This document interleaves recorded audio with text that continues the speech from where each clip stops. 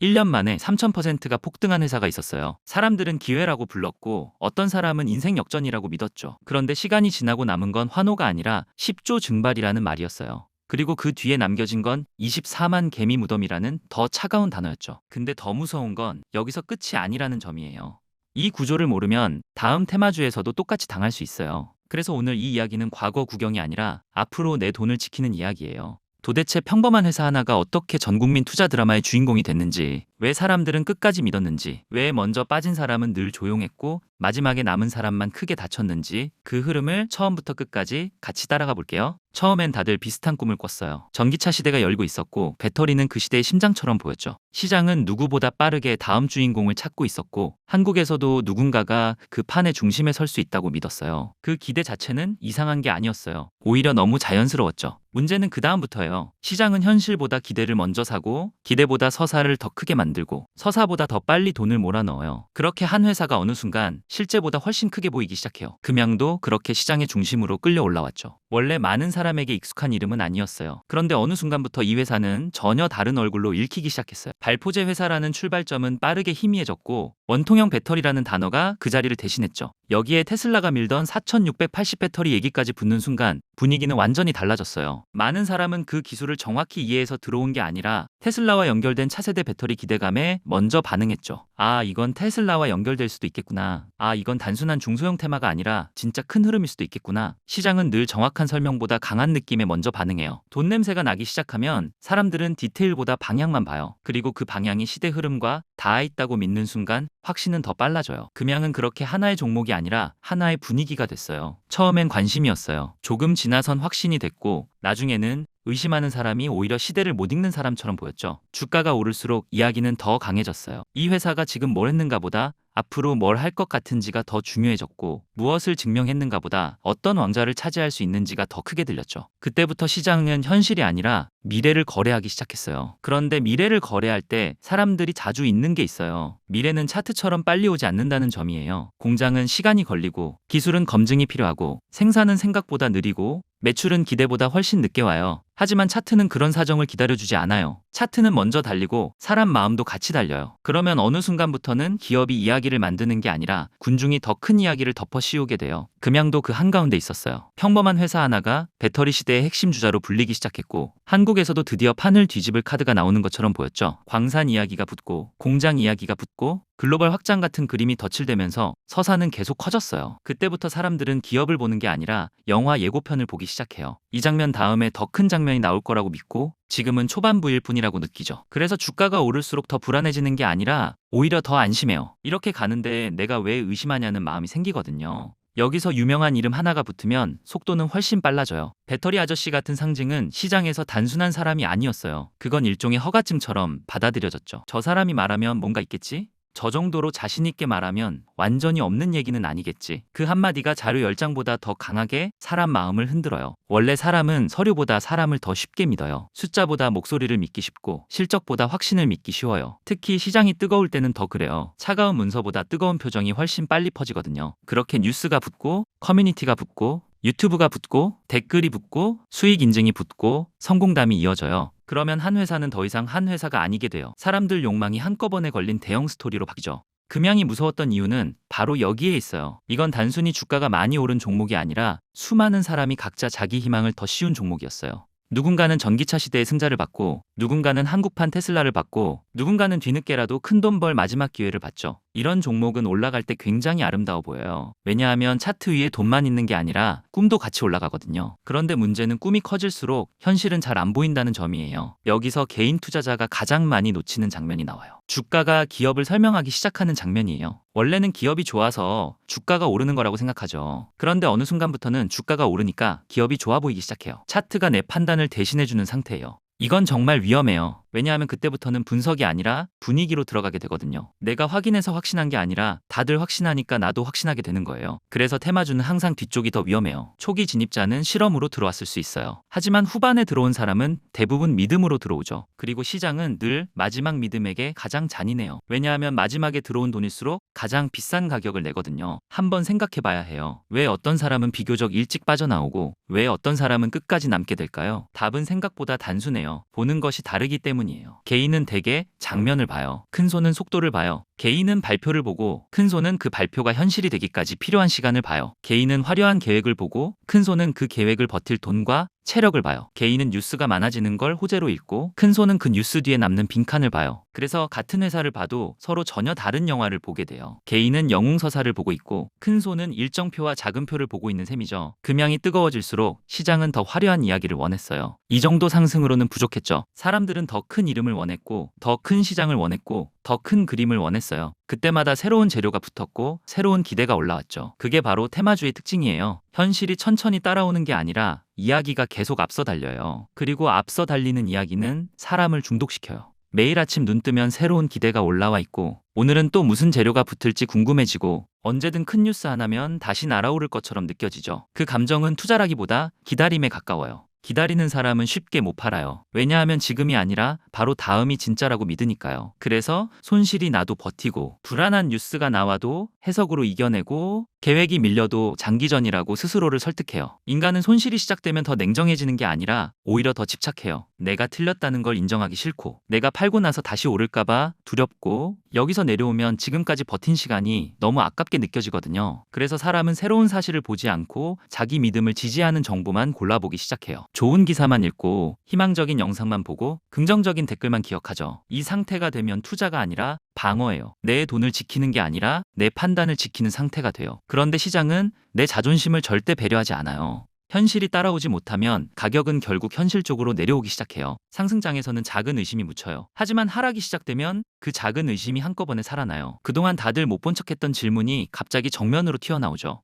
이 계획은 실제로 어디까지 왔나? 이 회사는 지금 무엇을 증명했나? 말과 현실 사이 간격이 너무 큰 건 아닌가? 왜 결과보다 발표가 많았나? 왜 분위기는 뜨거웠는데 확인된 장면은 생각보다 적었나? 이 질문이 한번 터지면 차트는 급격히 달라져요. 상승기에는 같은 뉴스도 꿈처럼 읽히지만 하락기에는 같은 뉴스가 불안으로 읽혀요. 분위기가 뒤집히는 데는 생각보다 오래 걸리지 않아요. 한번 흔들리기 시작하면 믿음이 깨지는 속도는 확신이 쌓이는 속도보다 훨씬 빨라요. 금양서사도 바로 그 순간을 맞게 돼요. 한때는 미래 산업의 주인공처럼 불렸고 누구는 늦으면 안 된다고 말했고 누구는 아직 시작도 안 했다고 말했죠. 그런데 시간이 지나자 사람들 입에서 나오는 단어가 달라지기 시작했어요. 기대보다 생존이라는 말이 먼저 보이기 시작했고 확장보다 버틸 수 있느냐가 더 중요해졌어요. 그리고 결국 시장이 제일 싫어하는 단어들이 등장해요. 감사의견 거절, 상장 폐지 위기. 이 두 단어는 단순한 악재가 아니에요. 이제는 얼마를 더 벌 수 있느냐가 아니라 이 회사가 계속 시장 안에 남아있을 수 있느냐를 묻는 말이거든요. 투자자 마음은 그때 완전히 바뀌어요. 얼마까지 갈까가 아니라 어떻게 빠져나올까가 되고 언제 수익 날까가 아니라 이게 끝나는 건 아닐까로 바뀌죠. 그래서 테마주의 결말은 늘 비슷한 얼굴을 해요. 올라갈 때는 모두가 미래를 보고 무너질 때는 모두가 현재를 봐요. 올라갈 때는 상상이 가격을 만들고 무너질 때는 현실이 가격을 끌어내려요. 이 차이를 늦게 알아차린 사람이 가장 크게 다쳐요. 그럼 사람들은 묻죠. 처음부터 다 허상이었냐고, 처음부터 전부 짜인 판이었냐고. 근데 여기서 너무 단순하게 보면 오히려 본질을 놓쳐요. 시장에는 늘 사실과 기대가 섞여 있어요. 완전히 없는 이야기만으로 이렇게 큰 열기가 오래가진 않아요. 반대로 기대가 조금이라도 현실의 옷을 입으면 사람들은 훨씬 쉽게 믿어요. 그래서 테마주는 거짓말 하나로만 설명되지 않아요.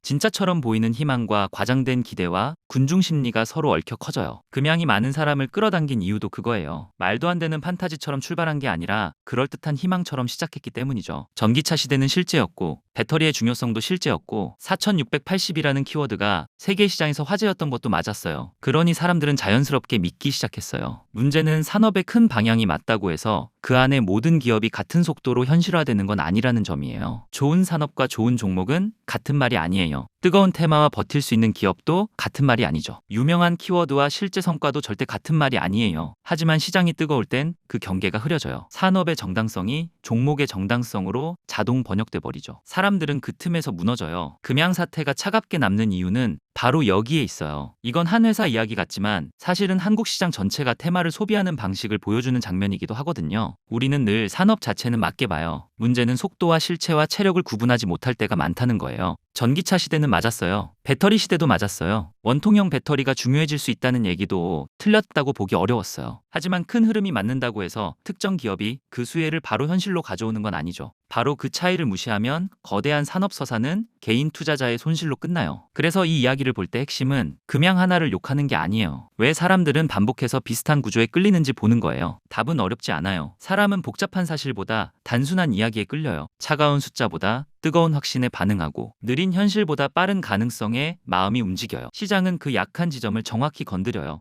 한국판 테슬라라는 말, 배터리 제국이라는 상상, 4680이라는 상징, 광산과 공장과 글로벌이라는 큰 그림, 이런 것들은 사람 마음을 생각보다 훨씬 강하게 흔들어요. 왜냐하면 돈을 벌고 싶은 마음만 건드리는 게 아니라 내가 시대의 중심에 올라탄 것 같은 자부심까지 같이 건드리거든요. 이 감정은 정말 셉니다. 그래서 객관적으로 보기가 더 어려워져요. 결국 금양 사태는 하나의 교과서처럼 남아요. 테마가 어떻게 탄생하는지, 분위기가 어떻게 종목을 밀어 올리는지, 유명한 이름과 시대 흐름과 군중 심리가 어떻게 서로를 증폭시키는지, 그리고 현실 점검이 시작되면 왜 그렇게 빠르게 무너지는지까지 전부 보여주거든요. 처음에 사람들은 부자가 되는 상상을 했어요. 이건 초입일 뿐이라고 믿었고 지금이라도 올라타면 아직 늦지 않았다고 느꼈죠. 수익은 단순한 숫자가 아니었어요. 그건 자존심이었고 복수였고 기회였고 신분 상승처럼 느껴졌어요. 그래서 더 깊게 빠져들어요. 돈은 사람을 흥분시키지만 가능성은 사람을 중독시켜요. 금양은 그 두 감정을 동시에 건드렸어요. 돈 냄새가 났고 시대의 중심이라는 자부심도 있었고 유명한 이름이 안심을 줬고 커뮤니티는 열기를 증폭시켰죠. 이런 종목은 차트만 보는 게 아니라 감정까지 보게 돼요. 오를 때마다 가슴이 뛰고 조정이 와도 곧 다시 갈 거라는 믿음이 생기고 잠깐 흔들리면 오히려 싸게 담을 기회라고 생각해요. 이쯤 되면 가격이 아니라 믿음이 매수 버튼을 누르게 만들어요. 그리고 바로 그 믿음이 가장 비싼 값을 치르게 되는 경우가 많아요. 어떤 종목은 기업이 아니라 종교처럼 소비돼요. 조금만 의심하면 공격받고 조금만 회의적인 말이 나오면 안티 취급을 받죠. 하지만 시장은 신앙으로 굴러가지 않아요. 현실이 따라오지 못하면 결국 하나씩 드러나요.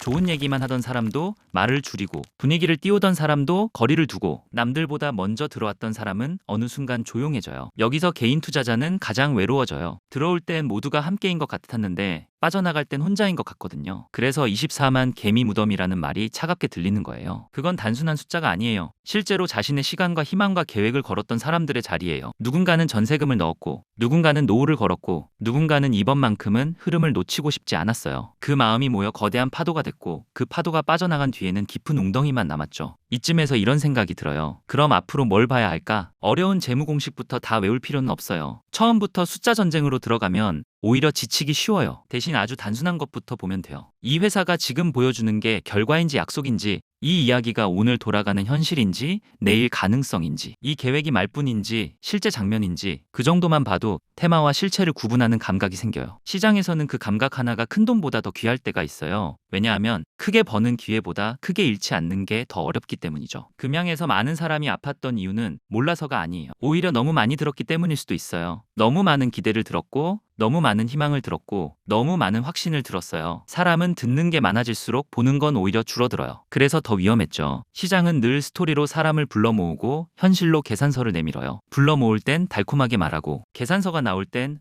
아주 차갑게 말하죠. 금양은 그 장면을 너무 선명하게 보여줬어요. 한때는 모두가 미래를 외쳤고 나중에는 모두가 출구를 찾았죠. 한때는 못 잡으면 바보라고 했고 나중에는 왜 안 팔았냐고 물었어요. 시장은 원래 이렇게 잔인해요. 상승기에는 용기를 칭찬하고 하락기에는 무모했다고 말하죠. 그래서 우리는 오르는 동안 질문하는 습관이 있어야 해요. 다들 좋다고 할 때 무엇을 의심해야 하는지 아는 사람이 결국 오래 버텨요. 지금도 어딘가에서는 다음 금양이 만들어지고 있을지 몰라요. 이름은 다르겠죠. 산업도 다를 수 있어요. 하지만 구조는 놀랄 만큼 비슷할 거예요. 시대의 중심이라는 말이 붙고 유명한 키워드가 붙고 국가대표 감정이 붙고 유명한 사람이 안심을 주고 군중이 그 열기를 폭발시키는 방식 말이에요. 그때 중요한 건 남들보다 먼저 사랑에 빠지지 않는 거예요. 조금만 늦게 감동받고 조금만 먼저 의심하면 돼요. 그 차이가 내 계좌를 지킬 수 있어요. 이 사건을 제대로 보면 다음 함정이 조금 빨리 보여요. 다음에도 똑같은 장면이 나올 거예요. 새로운 산업이 나오고 새로운 키워드가 붙고 유명한 사람이 등장하고 지금 아니면 늦는다는 말이 퍼지고 커뮤니티가 들끓고 영상이 쏟아질 거예요. 그때 오늘 금양 이야기를 떠올려야 해요. 정말 내가 사는 건 기업인가? 아니면 분위기인가? 정말 내가 믿는 건 결과인가? 아니면 희망인가? 정말 지금 들어오는 사람들은 장기 투자자인가? 아니면 먼저 나갈 사람들인가? 이 세 가지 질문만 던져도 훨씬 덜 위험해져요. 오늘 금양 이야기가 무서운 이유는 한 회사가 무너졌기 때문만이 아니에요. 그 무너짐이 너무 많은 사람에게 너무 익숙한 방식으로 다가왔기 때문이에요. 그래서 우리는 이 사건을 기억해야 해요. 누가 이겼는지보다 어떻게 믿음이 만들어졌는지, 무엇이 올랐는지보다 왜 아무도 멈추지 못했는지, 그리고 왜 마지막에는 늘 가장 늦게 들어온 사람이 가장 크게 아파하는지까지요. 그걸 이해하면 다음에는 차트보다 사람 심리가 먼저 보이기 시작할 거예요. 그 순간부터 시장은 조금 다르게 읽혀요. 그리고 그 차이가 결국 다음 선택을 바꿔요. 오늘 이야기의 진짜 끝은 금양이 아니라 우리예요. 다음에 어떤 종목을 볼 때 우리가 무엇부터 믿을 것인가? 그 질문을 남기고 싶었어요. 화려한 말보다 늦게 움직이는 현실을 먼저 보고, 유명한 이름보다 끝까지 남는 결과를 먼저 보고, 열광하는 군중보다 조용히 빠져나가는 흐름을 먼저 보는 사람. 그 사람이 결국 테마주의 마지막 희생자가 되지 않아요. 그래서 이 영상은 겁주기 위한 얘기가 아니에요. 다음에 똑같은 장면이 와도 이번엔 덜 흔들리기 위한 준비예요. 그 준비를 해두는 사람만 다음 광기 앞에서 조금 더 차분할 수 있어요. 그리고 시장에서는 그 차분함이 생각보다 훨씬 강한 무기가 돼요. 마지막으로 지금 금양 보유자들이 가장 무섭게 봐야 할 날짜가 하나 있어요. 바로 4월 14일이에요. 많은 분들이 거래 정지된 순간 이미 끝난 이야기라고 생각하시거나 설마 여기서 정말 상장 폐지 쪽으로 가겠냐? 이렇게 생각하실 수도 있어요. 그런데 지금 금양은 막연한 희망을 붙들고 있을 구간이 아니라 시장에 남을 수 있느냐를 가르는 마지막 분기점 앞에 서 있어요. 원래 금양은 지난해 감사의견 문제로 개선 기간을 받았고 그 종료 시점이 바로 4월 14일이었어요. 그런데 종료를 앞둔 시점에 또다시 감사의견 거절이 나오면서 분위기가 완전히 달라졌죠. 이제 핵심은 단순해요. 4월 13일까지 이의 신청이 들어가느냐, 그리고 4월 14일 이후 시장이 금양을 더 버틸 수 있는 회사로 볼 수 있느냐예요. 이건 그냥 조금 더 기다려보자는 문제가 아니에요. 이제부터는 기대가 아니라 절차가 움직이고 희망이 아니라 심의가 움직이는 구간이에요. 그래서 지금 금양 보유자에게 중요한 건 얼마까지 갈까가 아니라 4월 14일 이후 어떤 시나리오가 열릴 수 있는지, 내 돈이 가장 불리한 자리에 묶이기 전에 뭘 먼저 확인해야 하는지 그걸 아는 거예요. 그런데 여기서 분명 이런 말씀하시는 분들이 계실 거예요. 그냥 영상에서 다 말하면 되는데 왜 굳이 따로 신청하게 하냐고요. 근데 지금 금양은 영상 한 편 듣고 감으로 대응할 수 있는 구간이 아니에요. 같은 금양 보유자라도 들어간 가격이 다르고 비중이 다르고 버틸 수 있는 시간도 다르고 감당해야 하는 손실도 전부 다르기 때문이에요. 누군가에겐 단순한 참고일 수 있지만 누군가에겐 노후 자금이고 누군가에겐 전세금이고 누군가에겐 정말 마지막 시드일 수도 있어요. 그래서 이건 영상에서 자극적인 말 몇 줄 던지고 끝낼 문제가 아니에요. 4월 14일 전후로 뭘 먼저 봐야 하는지, 어떤 순서로 체크해야 하는지, 어떤 신호가 나오면 진짜 조심해야 하는지, 그 흐름을 따로 정리해서 보셔야 덜 흔들릴 수 있어요. 받아가시는 방법은 간단합니다. 고정 댓글 링크로 들어가셔서 상단에 머니숲 입력해 주시고 맨 마지막에 금양 입력하시고 신청해 주시면 됩니다. 저희가 왜 이걸 따로 정리해 드리냐면 막연한 희망을 드리려는 게 아니라 지금처럼 피말리는 구간에서 최소한 뭘 보고 판단해야 하는지 기준을 드리려는 거예요. 괜히 혼자 버티면서 불안해하지 마시고 필요하신 분들은 꼭 받아가셔서 순서대로 체크해보세요. 지금 금양 때문에 잠도 제대로 못 주무시는 분들이라면 더더욱 이번 자료는 그냥 넘기시면 안 돼요. 위기는 늘 준비 없는 사람에게는 공포가 되고 준비된 사람에게만 그나마 선택지가 돼요. 지금 금양은 가만히 기다린다고 해결될 단계가 아니에요. 정확한 날짜를 알고 정확한 절차를 알고 내가 뭘 먼저 봐야 하는지 알고 있어야 덜 흔들릴 수 있어요. 오늘 내용이 도움되셨다면 구독과 좋아요 부탁드리고 끝까지 함께 대응하겠습니다. 지금까지 머니숲이었습니다.